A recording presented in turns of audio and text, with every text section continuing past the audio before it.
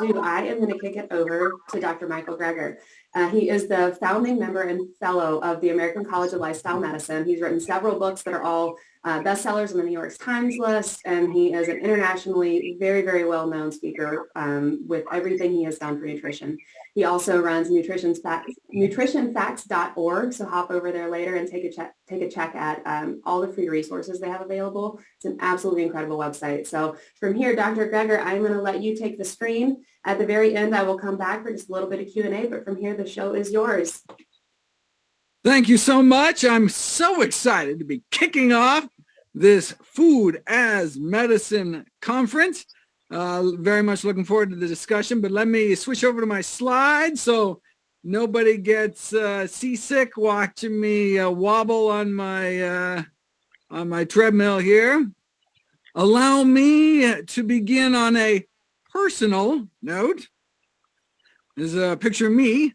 Take around the time that my grandmother was diagnosed with end-stage heart disease and sent home to die. She already had so many bypass operations, basically got too scarred up inside, confined in a wheelchair, crushing chest pain. There was nothing more they could do. Her life was over at age 65. I then shared about this guy, Nathan Pritikin, one of our early lifestyle medicine pioneers, and what happened next is actually detailed in Pritikin's biography. My grandma was one of the death's door people. Frances Greger, my grandmother, arrived in a wheelchair. Mrs. Greger had heart disease, angina, claudication. Her condition so bad she could no longer walk without great pain in her chest and legs. Within 3 weeks, though, she was not only out of her wheelchair, she was walking 10 miles a day. This is my grandma at her grandson's wedding 15 years after doctors had abandoned her to die. She was given a medical death sentence at age 65, but thanks to a healthy diet, was able to enjoy another 31 years on this planet until age 96 to continue to enjoy her 6 grandkids, including me. That's why I went into medicine. When Dr. Ornish published his lifestyle heart trial years later, proven with something called quantitative angiography, that indeed heart disease could be reversed in the majority of patients without drugs, without surgery, just a plant-based diet and other healthy lifestyle behaviors, I assume this is going to be the game changer. I mean, my family had already seen it with their own eyes, but here it was in black and white, published in one of the most prestigious medical journals on the planet, but nothing happened. So wait a second. If effectively the cure to our number one killer could get lost down some rabbit hole and ignored, what else might there be in the medical literature that could help my patients, but just didn't have a corporate budget driving its promotion? Well, I made it my life's mission to find out. Those of you who are familiar with my work, every year I read through every issue of every English language nutrition journal in the world. So busy folks like you don't have to. And then compile all the most interesting, the most groundbreaking, the most practical findings to create new videos and articles every day from a nonprofit site, nutritionfacts.org. Everything on the website is free. There's no ads, no corporate sponsorship, no kickback, strictly non-commercial, not selling anything. Just put it up as a public service, as a labor of love, as a tribute to my grandmother. All proceeds I receive from the sale of my books goes directly to charity. All honoraria from speaking engagements like this one goes directly to charity. I just want to do for everyone's family what Pritikin did for my family. New videos and articles every day, and the latest in evidence-based nutrition. What a concept. Okay, so where did Pritikin get his evidence from? Well, a network of missionary hospitals set up throughout sub-Saharan Africa uncovered what may be one of the most important advances in health, according to one of our most famous medical figures of the 20th century, Dr. Dennis Burkitt, the fact that many of our most common and major diseases were universally rare, like heart disease. In the African population of Uganda, for example, coronary heart disease was almost non-existent. So wait a second. Our number one cause of death, almost non-existent. What were they eating? Well, lots of vegetables and grains and greens, and their protein almost entirely from plant sources. And they had the cholesterol levels to prove it, very similar to what one sees in kind of modern day plant eaters. Say, wait a second, maybe the Africans were just dying early from something else, never lived long enough to have a heart attack. No, here's age-matched heart attack rates in Uganda versus St. Louis. 632 autopsies in Uganda, only one myocardial infarction. Out of 632 autopsies in Missouri, same age and gender distribution, 136 myocardial infarctions. More than 100 times the rate of our number one killer. In fact, they were so blown away, went back, did another 800 autopsies in Uganda. Still, just that one small healed infarct, meaning it wasn't even the cause of death, out of 1,427 patients, less than 1 in 8,000, whereas here, it's an epidemic, as we know. Atherosclerosis, hardening of the arteries, begins in childhood. By age 10, the arteries of nearly all kids raised on the standard American diet already have fatty streaks in the arteries, the first stage of the disease, and then the plaques start forming in our 20s, get worse in our 30s, and then can start killing us off. In our heart, cause a heart attack. In our brains, the same disease process can cause a stroke. So if there is anyone watching now this morning older than age 10, then the question is not whether or not to eat healthy to prevent heart disease. It's whether or not you want to reverse the heart disease you likely already have, whether you know it or not. But is that even possible? You know, researchers took people with heart disease, put them on the kind of plant-based diet followed by populations that do not get epidemic heart disease. They're hoping they were able to, slow the disease down, maybe even stop it. But instead, something miraculous happened. The disease started to reverse, to get better. As soon as people stopped eating artery clogging diets, as I mentioned, their bodies were able to start dissolving some of that plaque away, opening up arteries without drugs, without surgery, suggesting their bodies wanted to be healthy all along, but were just never given the chance. That improvement in blood flow on the left, you see that, to the heart muscle itself, was after just 3 weeks of plant-based nutrition. Let me share with you what's been called the best kept secret in all of medicine. The best kept secret in medicine is that sometimes, under the right conditions, the body can actually heal itself. If you, whack your shin really hard on a coffee table, right, and get all red hot, painful, swollen, inflamed, but will heal naturally if you just stand back and let your body work its magic, right? But what if you kept whacking shin in the same place every day? In fact, 3 times a day, breakfast, lunch, and dinner. It'd never heal. You go to your doctor, you'd be like, my shin hurts. Doctor be like, no problem. Whip out their pad, write your prescription for painkillers. Still whacking your shin 3 times a day. Still really hurts like heck, but feels so much better. Those pain pills on board. Thank heavens for modern medicine. Okay? It's like when people are given nitroglycerin for, crushing chest pain. Tremendous relief, but you're not doing anything to treat the underlying cause of disease. Our body wants to come back to health if we let it, but if we keep re-injuring ourselves, stabbing ourselves with a fork 3 times a day, we may never heal. It's like smoking. One of the most amazing things I learned in all my medical training was that within about 15 years of stopping smoking, your lung cancer risk approaches that of a lifelong non-smoker. Isn't that amazing? Your lungs can clear out all that tar, and eventually it's almost as if we never started smoking at all, right? Our body wants to be healthy, right? So every morning of our smoking life, that healing process starts until, wham, first cigarette of the day. Re-injuring our lungs with every puff, just like we can re-injure our arteries with every bite, when all we had to do all along, the miracle cure, is to just stop re-damaging ourselves, right? Get out of the way and let our body's natural healing processes bring us back towards health, right? Sure, you can choose moderation and hit yourself with a smaller hammer, but why beat yourself up at all? We've known about this for decades. American Heart Journal, 1977. Cases like Mr. F.W. here. heart disease so bad, couldn't even make it to the mailbox.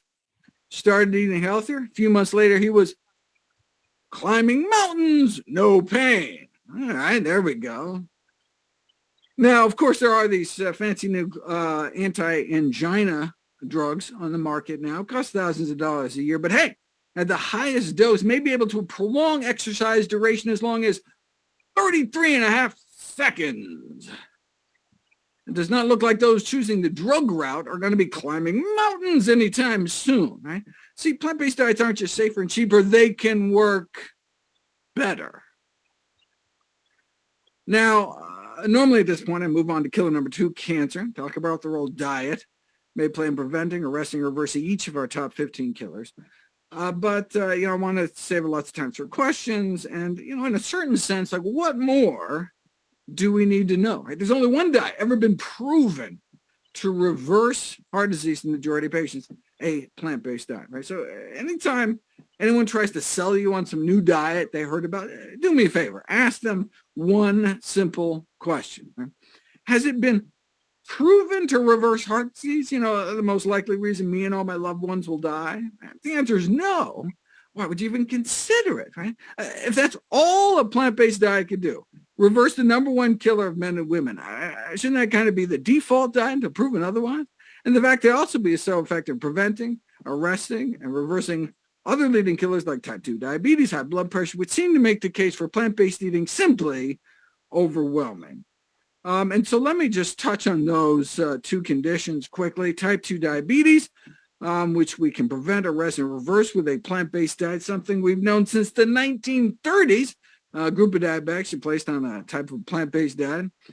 Within 5 years, a quarter of them were able to get off insulin. But, plant-based diets tend to be relatively low-calorie diets. Maybe their diabetes just got better because they lost so much weight. To tease that out, what you'd have to do is switch people to a healthy diet, but force them to eat so much food that they don't lose any weight. Then we could see if plant-based eating has some unique benefits beyond the, all the easy weight loss. Well, we'd have to wait 44 years, but here it is. Subjects were weighed every day, and they started to lose weight. They're made to eat more food. In fact, so much more food. Some of the participants had problems eating it all. They're like, oh, not another salad. Ugh. But eventually they adapted. So no weight loss, despite restricting meat, eggs, dairy, and junk. Okay. So with zero weight loss, did the plant-based diet still help? Well, overall insulin requirements were cut about 60%, and half were able to get off their insulin altogether, despite no change in weight. Oh, wow. How many years did that take? No. 16 days. 16 days later. So we're talking diabetics who've had diabetes as long as 20 years, injecting 20 units of insulin a day, then as few as 13 days later on none. Diabetes for 20 years, then off all insulin in less than 2 weeks. Diabetes for 20 years because no one had told them about a plant-based diet. For decades, they were just 13 days away at any time from being free. Here's patient number 15, 32 units of insulin on the control diet, and then 18 days later on none. Lower blood sugars on 32 units less insulin. That's the power of plants. And as a bonus, their cholesterol dropped like a rock to under 150, again, in about 16 days. Just like moderate changes in diet, usually only will net you modest reductions in cholesterol. How moderate do you want your diabetes, right?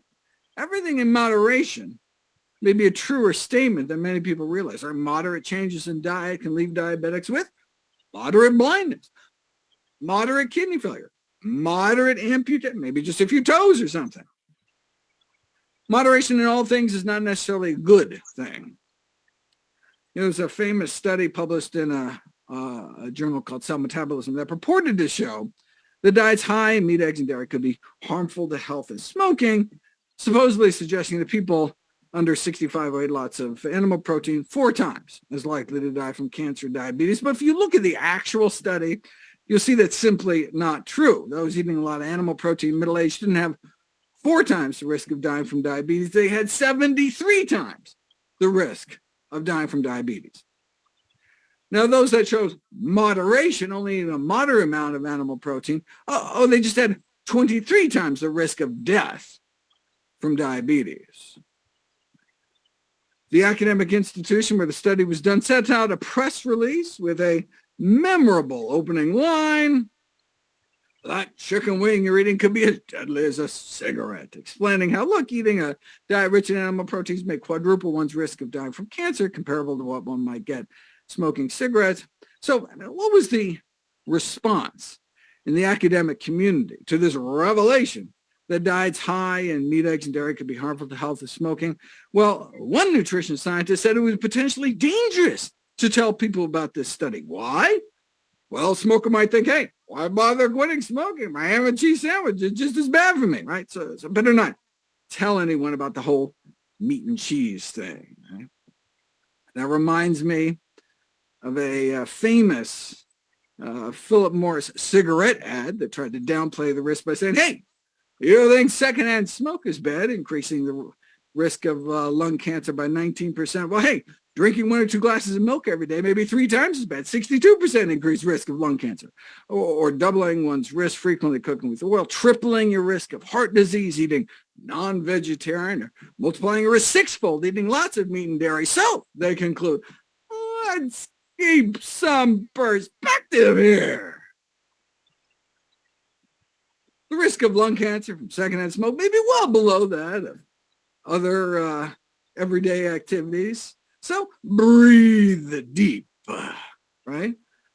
It's like saying, don't worry about getting stabbed, because look, getting shot, so much worse, right? 2 risks don't make a right, right? Of course, you'll note Philip Morris stopped throwing dairy into the bus once they purchased Kraft Foods. Just saying. All right. Let's move on here. High blood pressure, killer number 13 here. Hold on one second. Had a little treadmill mishap. All right, we're back in business. Killer number 13. 78 million Americans affected. That's about 1 in 3 adults. And as we age, our pressures get higher and higher, such that by age 60, most of us have high blood pressure. Well, it affects most of us when we get older. Maybe it's less a disease and more just a natural, inevitable consequence of aging. No, we've known since the 1920s that high blood pressure need not occur. Researchers took blood pressure of 1,000 people living in rural Kenya, a typical Kenyan diet, one centered around whole plant foods, corn, bean, vegetables, fruit, greens. Our pressures go up as we age, such that by age 60, most of us are hypertensive, whereas their pressures actually go down. And the lower, the better. The 140/90 cutoff is arbitrary. Of course, it's been dropped since then. Even people who start out with blood pressures under 120/80 appear to benefit from blood pressure reduction. Right? I mean, if we had a pressure 120/80, we get a gold star from our PCP. But the ideal pressure, the no benefit from reducing it further pressure, may actually be 110/70. Wait a second. 110/70. Is it even possible to get blood pressures down that low? It's not just possible. It's normal for those eating healthy enough diets and living healthy enough lives.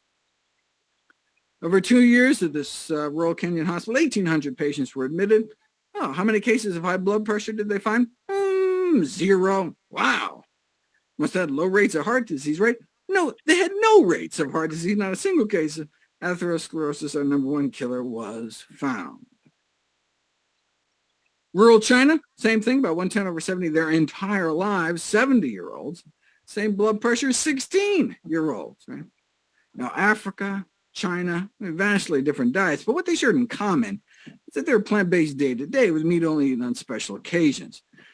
Now, I mean, why do we think it's the plant-based nature of their diets that are so protective? Because in the Western world, as the American Heart Association pointed out, the only group of folks getting it down that low on average are those eating strictly plant-based diets, coming in perfect at about 110/65. This is the largest study of those eating plant-based diets to date, 89,000 Californians, comparing non-vegetarians to so-called semi-vegetarians or flexitarians, those eating meat more on like a weekly basis than a daily basis, compared to those who eat no meat, compared to those who eat no meat except fish, compared to those who eat no meat at all, compared to those who eat no meat, eggs, or dairy. Now, this was an Adventist study, so even the non-vegetarians didn't eat a lot of meat. Tend to eat lots of fruits and vegetables, exercise, not smoke. So it was a really healthy cohort of meat eaters, but still, there appeared to be this stepwise drop in high blood pressure rates as people ate more and more plant-based. Same thing with diabetes. Same thing with obesity. So yeah, sure, you can throw the vast majority of your risk out the window, eating strictly plant-based, but it's not all or nothing. It's not black or white. Any movement we can make along the spectrum towards eating healthier can accrue significant health benefit. You can show this experimentally, right? You take vegetarians, you give them meat, pay them enough to eat it, and their blood pressures go up. Or you can do it the other way, take people who already eat meat, remove meat from their diet, and their blood pressures go down in just 7 days. And this is after the vast majority had to stop their blood pressure medications or reduce their blood pressure medications. They had to stop their medications. Once you treat the cause, once you eliminate the disease, you can't be on blood pressure pills with normal blood pressure, right? You drop your pressures too low, get dizzy, fall over, hurt yourself, right? So your doctor has to pull you off the pills, right? Lower pressures on fewer drugs in 7 days. That's the power of plants. So, does the American Heart Association recommend a no-meat diet? No, they recommend this low-meat diet, so-called DASH diet. So we say, why not completely plant-based? When the DASH diet was being created, were they just not aware of this landmark research done by Harvard's Frank Sachs? No, they were aware. The chair of the design committee that came up with the DASH diet was Frank Sachs. See, the DASH diet was explicitly designed with the number one goal of capturing the blood pressure lowering benefits of a vegetarian diet, yet contain enough animal products to make it palatable to the general population, right? I didn't think the public could handle the truth. Now, in their defense, you can see what they were thinking, right? Just like drugs never work unless you actually take them, diets never work at all unless you actually eat them. So they're like, look, how many people are going to go, strictly plant-based, right? So if they soft pedal the message, come up with some kind of compromise diet, well, you can see how on a population scale, you might do more good. Okay. Tell that to the 1,000 American families a day that lose a loved one to high blood pressure.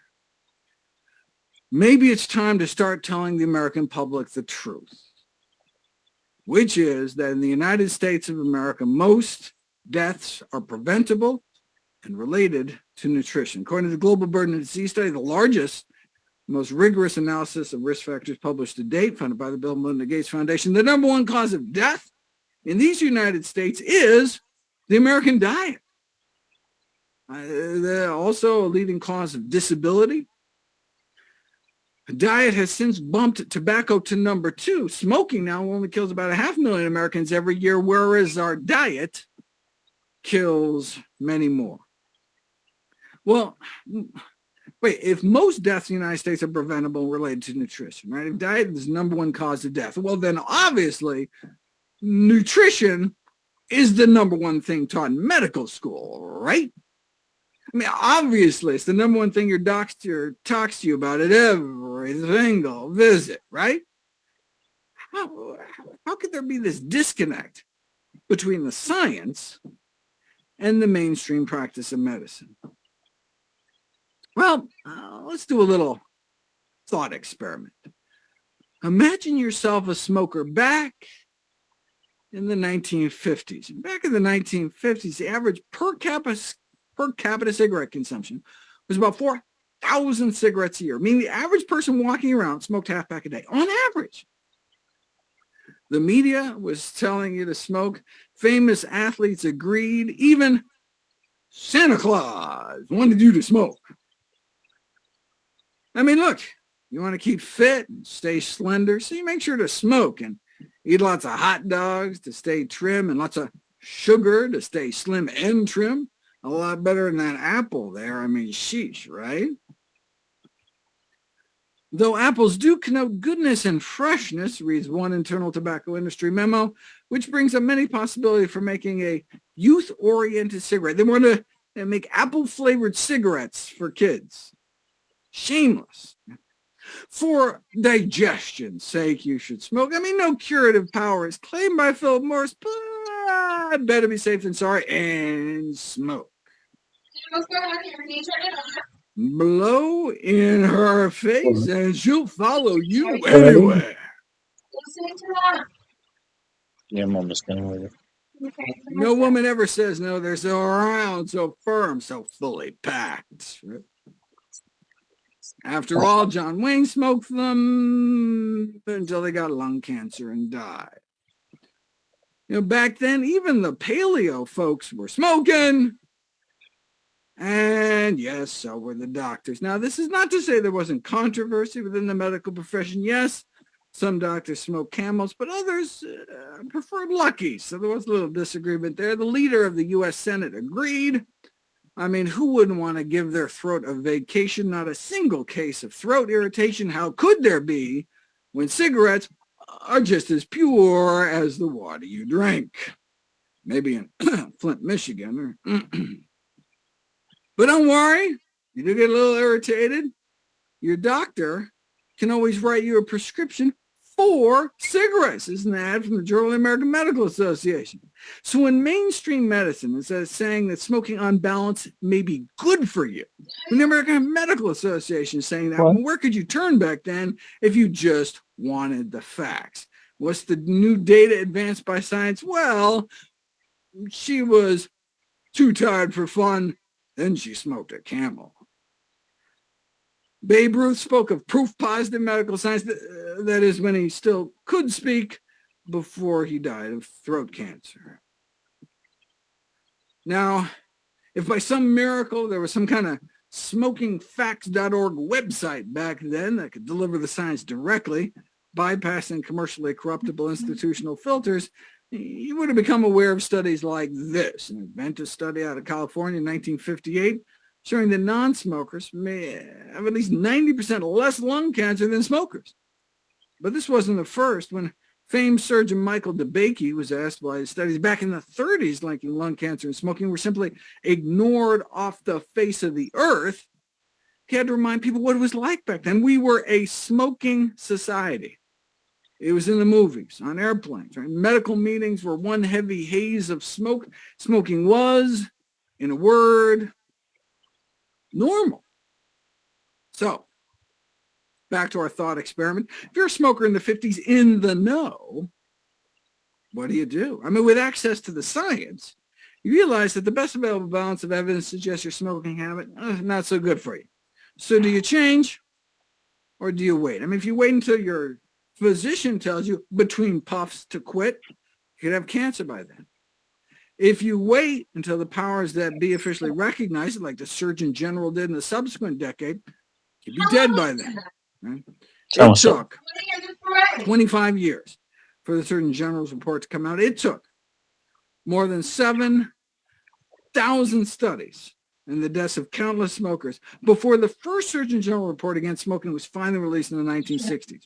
You think maybe after the first 6,000 studies, it could give people a little heads up or something? It's a powerful industry.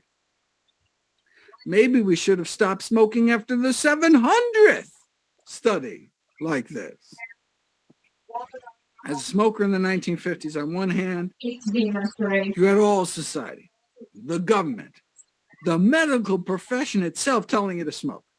And on the other hand, all you had was the science. If you're even aware of studies like this.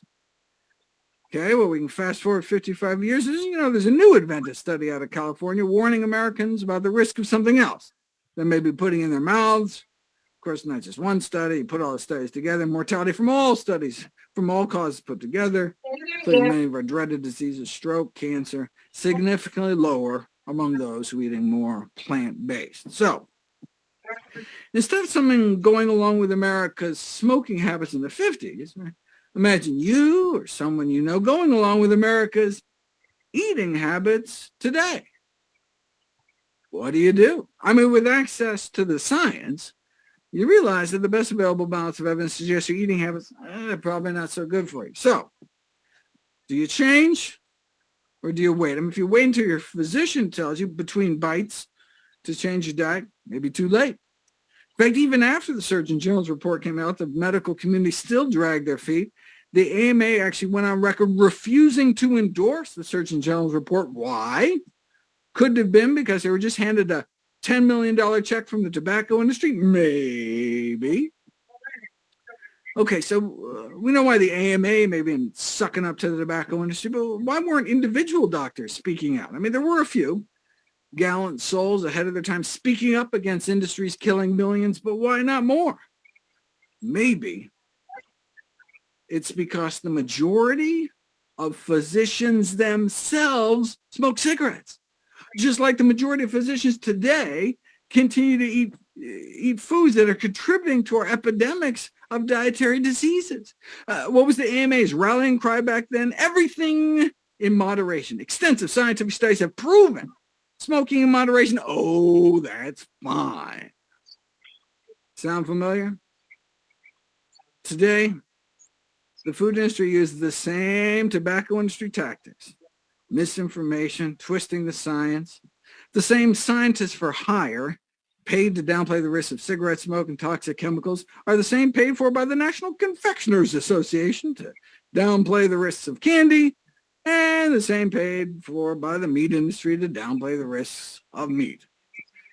Whereas consumption of animal products and processed foods cause at least 14 million deaths around the world every year. So for those of us involved in this evidence-based nutrition revolution, we're talking about 14 million lives in the balance every year. These days, plant-based diets may be considered kind of the nutritional equivalent of quitting smoking. But how many more people have to die before the CDC encouraged people not to wait for open heart surgery to start eating healthy as well? Until the system changes, we need to take personal responsibility for our own health, for our family's health, for our patients' health. We can't wait until society catches up to the science again, because it's a matter of life and death. You know, Dr. Williams became president of the American College of Cardiology a few years ago. In an interview, he was asked why he himself follows the same diet he recommends to all his patients, a strictly plant-based diet. I don't mind dying, Dr. Williams replied. I just don't want it to be my own fault. Thank you so much, everyone. I'm very much looking forward to your questions.